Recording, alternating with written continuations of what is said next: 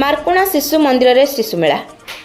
ବାଲେଶ୍ୱର ଜିଲ୍ଲା ସିମୁଳିଆ ବ୍ଲକର ରିଆରେ ଥିବା ଏକ ଆଦର୍ଶ ଶିକ୍ଷାନୁଷ୍ଠାନ ମାର୍କୋଣା ଶିଶୁ ମନ୍ଦିରର ଏକ ମନୋଜ୍ଞ ପରିବେଶ ମଧ୍ୟରେ ଶିଶୁ ମହୋତ୍ସବ ଖୁବ୍ ଧୁମଧାମରେ 10 ତାରିଖ ଶନିବାର ଦିନ ଅନୁଷ୍ଠିତ ହୋଇଯାଇଛି। ବିଦ୍ୟାଳୟର ଗୁରୁଜୀ ଗୁରୁମାମାନଙ୍କର ଆନ୍ତରିକ ଉଦ୍ୟମ ସାଙ୍ଗକୁ ଅଭିଭାବକମାନଙ୍କ ପୂର୍ଣ୍ଣ ସହଯୋଗ ବଳରେ ଶହ ଶହ ସଂଖ୍ୟାରେ ଦର୍ଶକ ଉପସ୍ଥିତ ରହି ଏହି ଶିଶୁ ମୀନା ବଜାରରେ ଭାଗ ନେଇଥିଲେ। କୁନି କୁନି ପିଲାମାନଙ୍କର ବଜାର ଭାଉ ଅତ୍ୟନ୍ତ ଆକର୍ଷଣୀୟ ଥିଲା। ଛାତ୍ରଛାତ୍ରୀ ଓ ଅଭିଭାବକମାନଙ୍କ ବ୍ୟତୀତ ବହୁ ଦର୍ଶକ ରୁଣ୍ଡ ହୋଇ ଏହି ଉତ୍ସବର ମଜା ନେଇଥିଲେ। ପୂର୍ବାହ୍ନ 10 ଘଟିକା ସମୟରେ ସିମୁଳିଆ ତହସିଲଦାର ଏହି ଉତ୍ସବର ଶୁଭ ଉଦ୍ଘାଟନ କରି ପିଲାମାନଙ୍କୁ ଉଦ୍ବୋଧନ ଦେଇଥିଲେ।